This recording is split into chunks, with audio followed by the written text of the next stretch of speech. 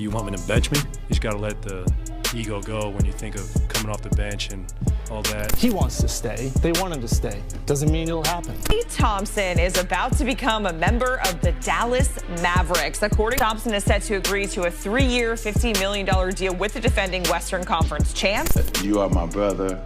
Let me apologize to you if I hurt you, that we haven't been together, and God is good. What to me was the most shocking move of the free agency. Klay Thompson leaving the Golden State Warriors dynasty to go to the Dallas Mavericks to team up with Luka Doncic and Kyrie. I swear to you guys, I did not see coming from a mile away. Like, obviously the reports started to come out that it looked like they were going to part ways with Klay Thompson, but for some reason, I don't know if I was thinking with my heart. I don't know if I was being too sentimental, but it's like I can't, and I still can't, picture Klay Thompson not in a Golden State jersey. You know what I mean? Like Steph Curry, Klay Thompson, Draymond, like that is the iconic Warriors dynasty that like shaped the last decade of basketball.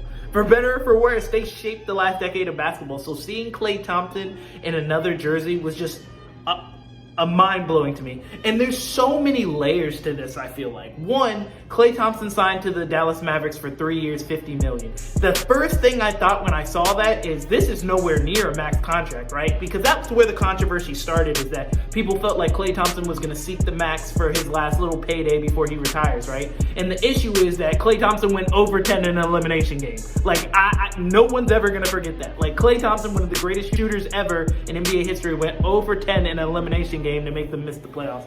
And I just feel like, I don't want to say Klay Thompson's washed, but he is very far from the Klay Thompson we used to know pre-injury. Now, I knew he wasn't going to get the max, but I guess I believe that the Warriors were somehow going to work out a deal, a team-friendly deal, which Klay Thompson could still get the money he was looking for and stay and keep that Warriors dynasty together, because it would have just been nice sentimentally to watch those guys all like retire together, go out together. So when I saw 3 years, $50 million, my first thought was, what were the Warriors offering him? You know what I mean? Like, there's no way that the Warriors were not offering him at least 3 years, $51 million. You know what I mean? Because Klay Thompson also turned down last year. He turned down to 2 years, $48 million. Now, obviously, Dallas, there's no state tax, so it probably shakes out a little bit differently. But, like, for lack of a better term, we're kind of splitting pennies here, aren't we? Like, to go to a team for 3 years, $50 million lets me know that there was a lot of personal strife, a lot of personal beef behind this. It wasn't simply about the money. I feel like Klay Thompson felt disrespected by the Warriors organization. I'm not entirely sure why. I feel like the Warriors have been good to him. They gave him a nice little send-off message when seeing that he signed with the Mavericks, and I know they're going to retire his jersey when that time comes. I don't personally think they disrespected him. I think he may feel like disrespected just because maybe he's having a hard time coping with the fact that he's just not that player he used to be. And I think that could be part of it. Maybe he has to physically not be in Golden State anymore to accept the fact that he is not that Hall of Fame caliber player that he used to be anymore. Like, maybe literally moving on for the Warriors is how he mentally can move on in his head and be like, I'm at a different stage in my career. Basketball can be just as mental as it is physical sometimes. And I think maybe he needed to leave the Golden State Warriors to mentally realize it's different now. I'm not that same Klay that started this dynasty with those guys anymore. I have to play different. I have to prepare different. I have to mentally be in a completely different place. And maybe he needed to physically be in a different place to accept that. So I can kind of understand like why he maybe felt like he needed to leave. As far as disrespecting him, I don't feel like the Warriors disrespected him. I feel like they gave him a fair deal, but I feel like he just wasn't ready to accept that deal from them. You know what I mean? He literally left his blood, sweat, and tears out on the court, got injured for that team, won, cried, lost with that team. So I guess he felt like maybe he deserved a little bit more from them personally, and he was looking at it more from a personal angle than the we're paying you for the type of player you currently are, which is what I feel like the Mavericks did. And I feel like it was easier for him to accept that from a team he didn't go through so many wars with. versus a team that's looking at him from the outside in, and they're just kind of like, this is what you're worth currently. So I can understand maybe it was just easier to accept that type of deal from a different team. But as far as how it plays out for the Mavericks, I think that this is perfect for the Mavericks. I give this free agency move by the Mavericks an A. Not to mention they also signed Seth Curry to a deal, so they got a lot more shooting. They got rid of Derrick Jones Jr., who played good defense for them in the playoffs, but what it came down to, especially in the finals, is they couldn't rely on guys like that, their starting small forward, to hit an open shot at all.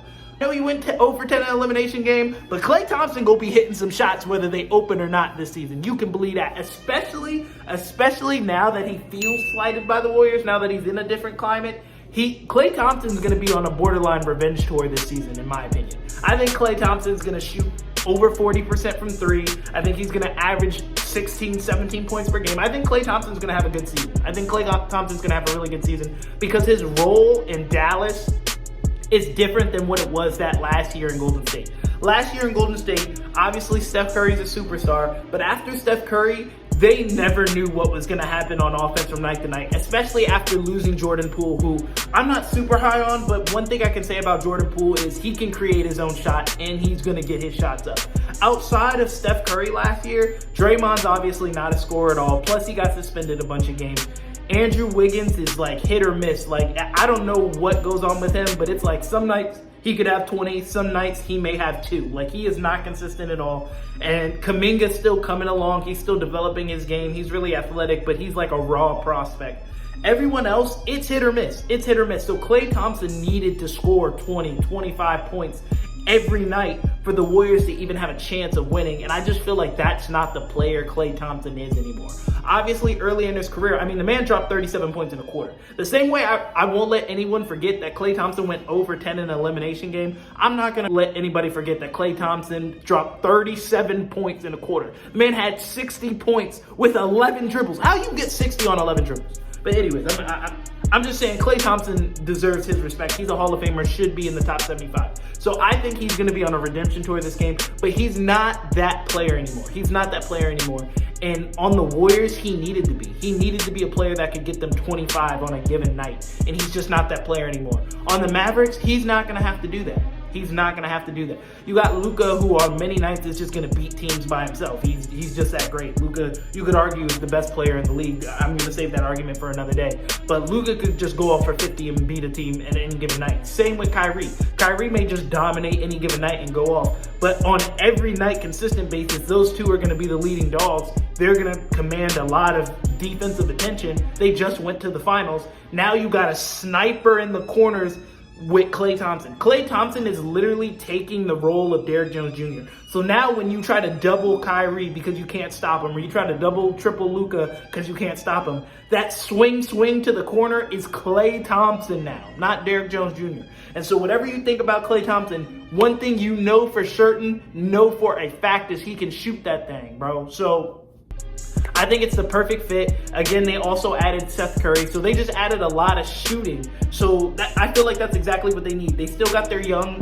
big and Derek Lively, who I like a lot. I think he's going to develop into a nice young player. They got Gafford for energy and size off the bench. You still got PJ Washington, who's 6'10", 6'11", at the power forward position, can take it off the bounce, can defend bigger positions. I feel like they addressed their exact needs and then some. They needed shooting, and they went and got one of the greatest shooters of all time. And then, you know, Seth, that last name, he got shooting in his blood. So I give the Dallas free agency move an A. I think Klay Thompson's going to have a really good season with them next year. I thought it was a great move, a great pickup. And I just hope that Klay is in a good mental space, because seeing him in this Dallas Mavericks jersey is just going to be insane. Like, I know when he plays the Warriors, he's going to be out for blood. He is going to be out for blood. Like, so I thought that this was a great move by the Dallas Mavericks. I do think that I won't say that they should be the favorites in the West just yet. I got to see how the season shakes out. But I'm actually going to address next the team who I think are the new favorites in the West with some of the free agency moves they made. Even though they didn't get a star caliber player like of the guys that I just mentioned, Klay, Paul George, or Mikal Bridges, they didn't get an individual player that good, but I feel like they addressed the needs they needed, and that should elevate them considering how young their core is and that they're going to get better. And that's the Oklahoma City Thunder. Now, thank you for watching another episode of The Last Word. Make sure you subscribe, like, and leave a comment down below so you're not missing out on any of the new content I drop on the channel. Love.